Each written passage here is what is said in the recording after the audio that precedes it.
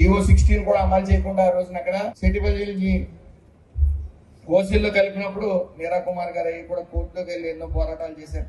తర్వాత నేను కూడా వస్తానని చెప్పి 2-3 సందర్భాల్లో వెళ్ళి అక్కడ ఎలక్షన్ టైంలో కూడా వెళ్ళి ఓటు వేయొద్దని కూడా చెప్పాను నాకు అద్దె ముఖ్యమంత్రికి.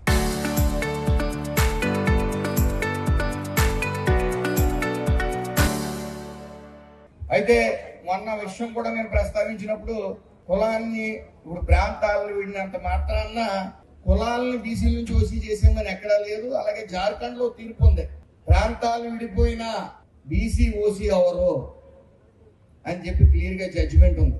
మరి ఆ రోజున కులానికి సెటిపల్లి కులానికి కేవలం సెటిలర్స్ అంటే వాళ్ళ మూలాలన్నీ ఇక్కడే ఉన్నాయి, కానీ తరతరాల నుంచి వాళ్ళు అక్కడ ఉన్నారు. ఎంతో మంది భవిష్యత్తు నాశనం అయిపోయింది ఓసీల్లో చేరటం వల్ల. ఆ ఉక్రోషంతో అతన్ని సన్నాసాన్ని తిట్టానని కేసీఆర్ ని అనేక ట్రోల్స్ చేశారు. హైదరాబాద్ వస్తే ఏదో కోస్తా అన్నారు, నేను వెంటనే వెళ్ళాను. అవన్నీ తాటాకి చెప్పులు ఇవన్నీ చూసే ఉంటాం. అయితే తర్వాత బీసీ కమిషన్ దగ్గరికి మీరా కుమార్ గారు నేను వెళ్ళాం. మనం ప్రజెంట్ చేయవలసింది చేసాం, అక్కడ చెప్పవలసినవి అన్ని కూడా చెప్పాం. అలాగే అతి త్వరలో నేషనల్ బీసీ కమిషన్ దగ్గరికి మళ్ళీ హైదరాబాద్ పెద్దలను మీరా కుమారి గారి నేతలను కూడా తీసుకెళ్లి అక్కడ ఢిల్లీలో కూడా రిప్రజెంటేషన్ ఇచ్చి దాని మీద పోరాటం చేయడం జరుగుతుంది. అందులో ఏ విధమైన సందేహం లేదు.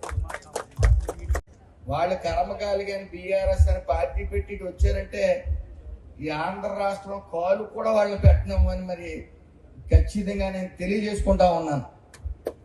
వాళ్ళు బీఆర్ఎస్ పెట్టినా ఏం పెట్టినా తీవ్ర అన్యాయం సెటిపల్లికి చేశారు. కాబట్టి ఆ గెడ్డముక్కు పంతులు కానీ ఆ తనయుడు కానీ ఎవరు వచ్చినా సరే ఆంధ్ర రాష్ట్రంలో తరిమేస్తామని మాత్రం ఖచ్చితంగా తెలియజేసుకుంటూ, local to global news at your finger tips. మీ చేతిలో ఒక ఆయుధం. Download raw TV app. Media legend Ravi Prakash is back.